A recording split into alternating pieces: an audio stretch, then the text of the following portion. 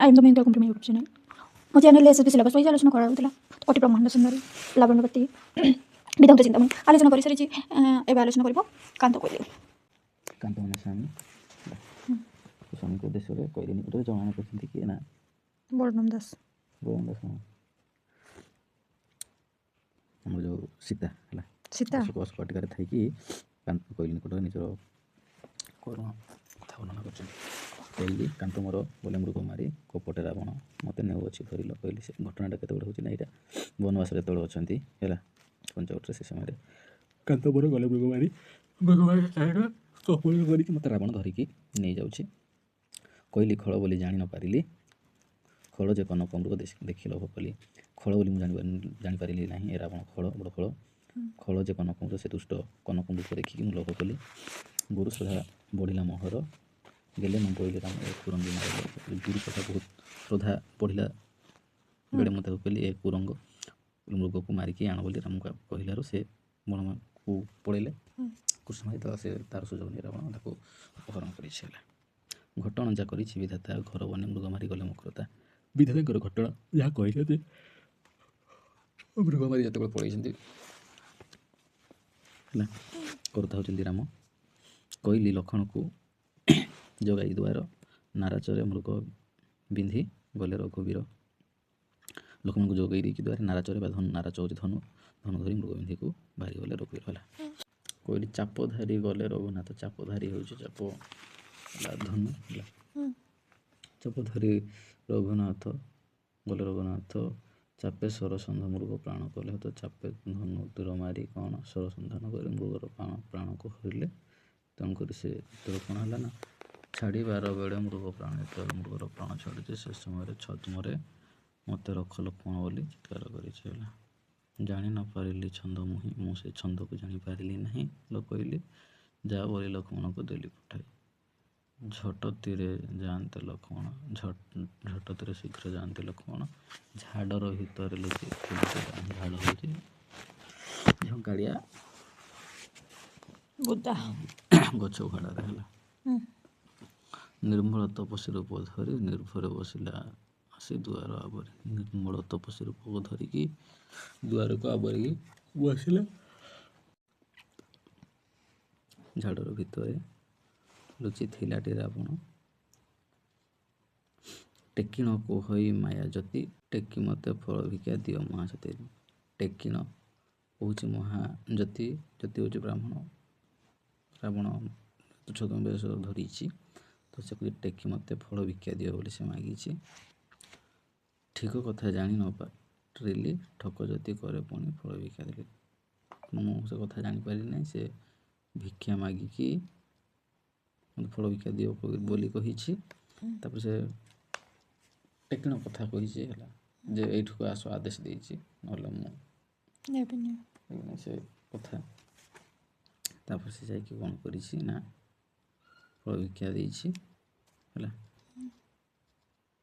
ଡିଙ୍ଗର ରାବଣ ବଡ଼ ଦୁଷ୍ଟ ଡାହାଣ ଭୁଜକୁ ମୋର ଧଇଲା ପାପିଷ୍ଟ। ବଡ଼ ଡିଙ୍ଗର ରାବଣ ହେଲା ମୋର ଡାହାଣ ହାତକୁ ସେ ଧଇଲା।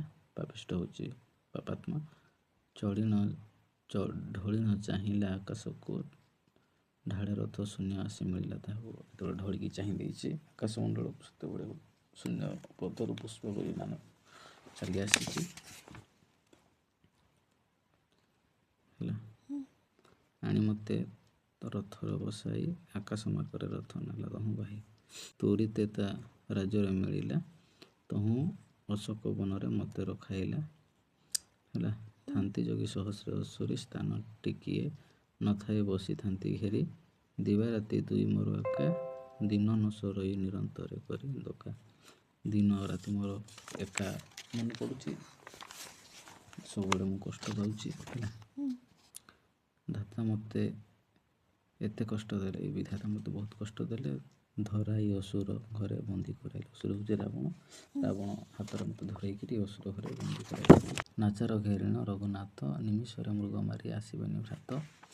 ଯେତେବେଳେ ମୃଗକୁ ମାରିକି ଆସିଥିବେ ପୂର୍ଣ୍ଣକୋଟି ଦ୍ୱାରା ଡାକୁଥିବେ ପୟର ପଖାଳୁ ଜଳ ଦିଅ ସୀତା ଏବେ କହୁଥିବେ। ସେ କହୁଛି ପୂର୍ଣ୍ଣକୋଟିର ଦ୍ୱାରରେ ଥାଇକି ମଧ୍ୟ ଆମ ଗୋଡ଼ ହାତ ଧୋଇବ ବୋଲି ଉଜ୍ଜଳ ଦିଅ ବୋଲି ଭାବୁଥିବେ ହେଲା।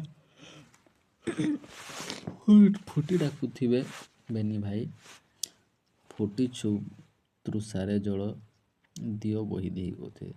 ଶୋଷରେ ସେମାନେ ଚିତ୍କାର କରି ପାଟି କରି ଡାକୁଥିବେ ଦିଅ ଦିଅ ଶୀଘ୍ର ହେଲା। ଫୁଟିଛୁ ଶୋଷରେ ତୃଷିତ ଅଛୁ, ଜଳ ଦିଅ ହେ ବହି ଦେଇ ବୋଲି ଡାକୁଥିବେ।